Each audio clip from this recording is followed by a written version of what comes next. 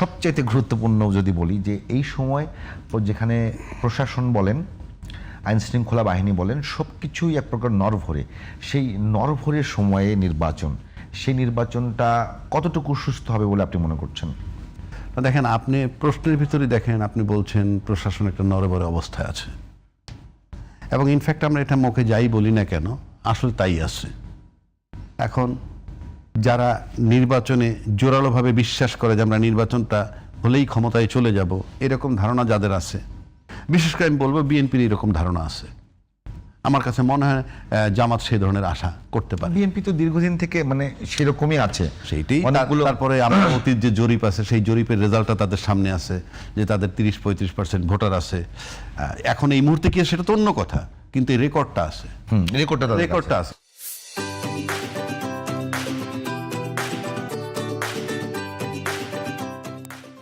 আর সেই হিসাবে জামাতের রেকর্ড 7-8% আছে। আবার সবাই একটু ধারণা করে জামাতের হয়তো কিছু বাড়ছে, সেটা আমি ধরে নিলাম 10-12-15ই হোক সব মিলিয়ে, তারপরে বিএনপি অনেক আগে।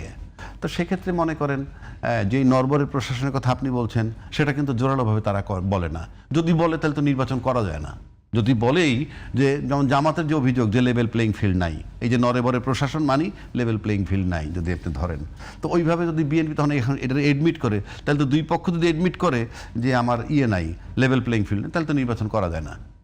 কিন্তু যেহেতু নির্বাচনের দিকে যাচ্ছে দেশ, মানে কখন কিভাবে কোন প্রক্রিয়ায় যাচ্ছে এগুলো তো আমরা সব জানি, পুরো পরিস্থিতির আপনারও জানা আমারও জানা।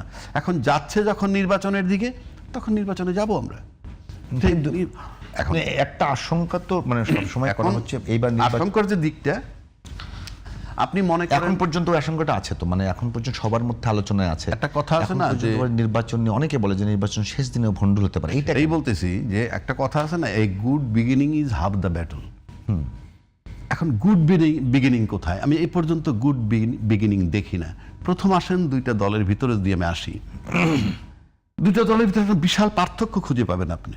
যেমন ধরেন বিএনপিতে বিদ্রোহী প্রার্থী আছে, ফর এক্সাম্পল, জামাতে নাই। বিএনপিতে নমিনেশন বঞ্চিত লোক আছে, জামাতে নাই। এবং এটা থাকাটা খুব স্বাভাবিক বিএনপিতে, কারণ তার দলটা অনেক বড়, তার একটা কনস্টিটিউয়েন্সি মিনিমাম একেবারে গরিবের মধ্যে তিনটা প্রার্থী আছে একেবারে যোগ্য তাদের বিবেচনায়। তো আপনাকে তো একজনকে বঞ্চিত করতে হয়।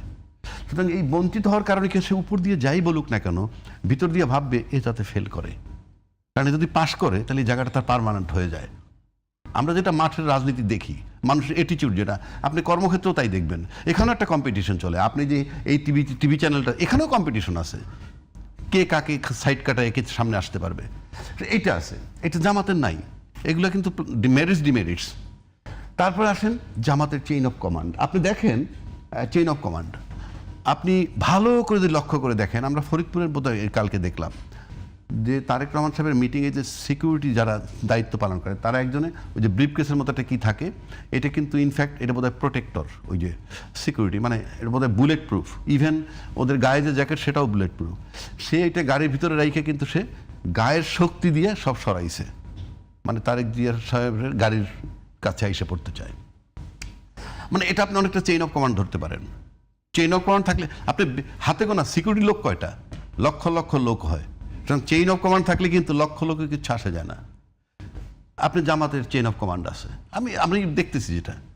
এরপর যদি আপনি আসেন বিএনপির যুবদল বা বিএনপির ছাত্র দল, আর যদি আপনি শিবির আনেন পাশাপাশি, আপনি বয়সটাকে বিবেচনা করে দেখেন, তুলনামূলকভাবে যুবদল ছাত্রের বয়স অনেক বেশি, বয়স ব্যক্তিদের শিবিরের তুলনায়।